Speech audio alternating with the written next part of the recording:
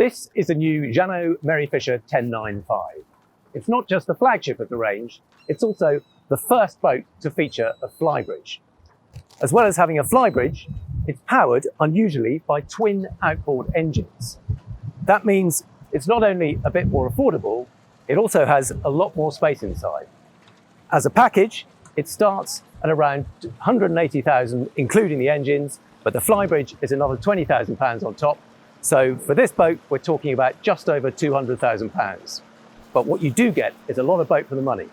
Let's jump on board and I'll show you around. First up is the cockpit.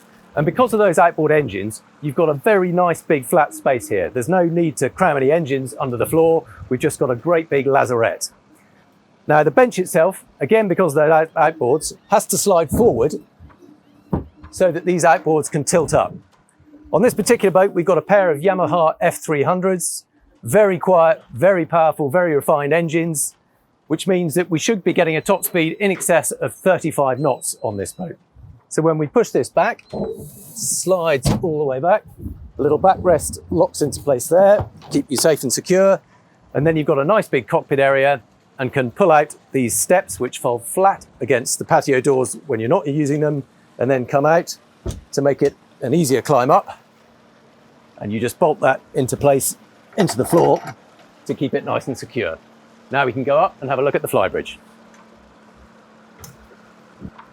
Now, you can't expect miracles on a flybridge with a boat that is only 35 foot long, but what you do get is a very usable little helm station, a great view all round, and crucially for a small boat like this, it feels like you're sitting in it rather than on it.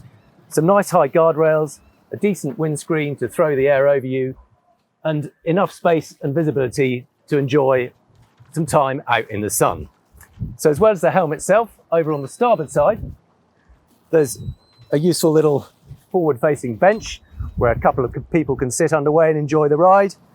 And of course, when the sun's out, that also folds flat, and you can add in an extra cushion and make a proper little sun pad up here. Really nice little additional feature. One of the clever things about this design is that the whole wheelhouse is offset a little bit to port. That means it has asymmetric side decks, so you've got a slightly narrow one on the port side that you can still move along to put the fenders out, but on this starboard side, you get a really deep, wide side deck. And as well as that, there's a rather handy little gate that opens up, meaning you can step out onto the pontoon from the side. But most of all, it means it's incredibly easy to move forward along this side deck. You can see how safe and easy it is to move along this side deck. You've got plenty of width, a nice tall guardrail, and then access to the helm itself, which is particularly handy. If you're skippering the boat solo, it means you can nip out, do your lines and fenders, check how close you are to the pontoon, or communicate with your crew. Then there's a very easy little step up onto the foredeck area itself, which again is a great socializing space. You've got a really beamy bow section, which means there's plenty of space for sorting the anchor out. You've got locker here for your lines and fenders, exactly where you need them.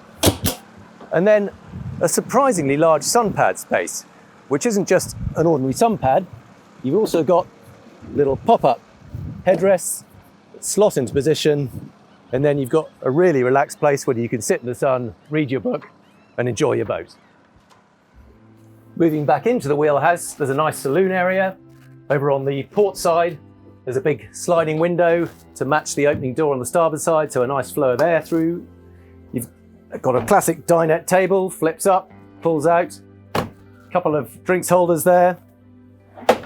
Then this aft-facing section of the dinette also folds over, so that underway it makes up to a nice raised navigator's bench, and it's always much more pleasant to travel facing forwards when you're going any kind of distance.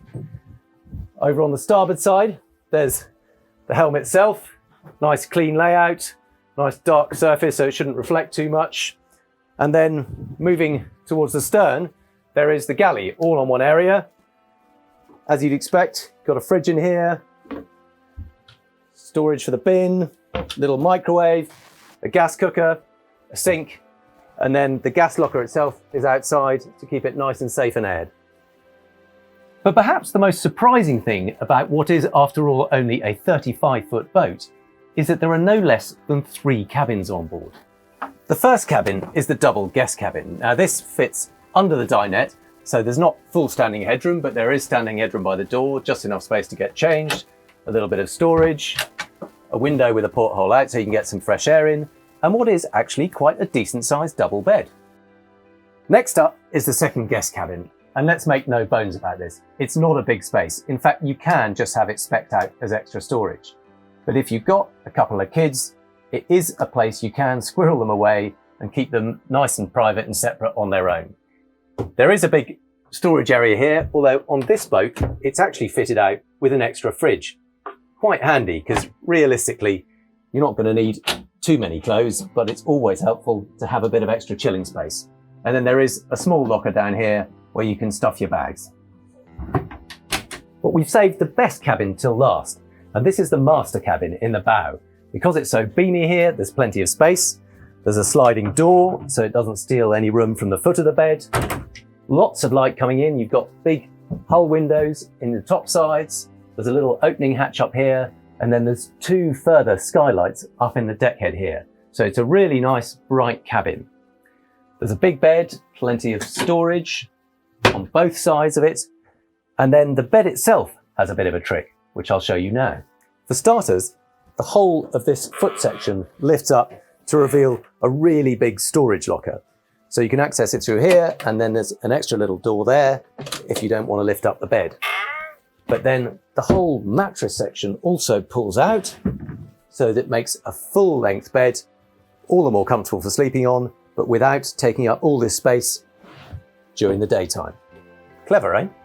The one disadvantage of squeezing 3 cabins into a 35-foot boat is that there's not a lot of space left for heads. In fact, there's only 1 heads compartment, but at least it's a fairly good size with a separate shower compartment.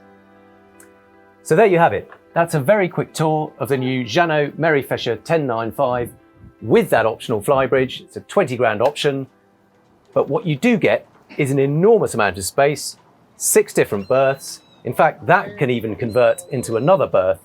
So there's room for a load of people to stay on board, and thanks to those quiet outboard engines, you get performance, refinement, an easy to drive hull, a flybridge, and all that sleeping space. Not a bad amount of boat for £200,000.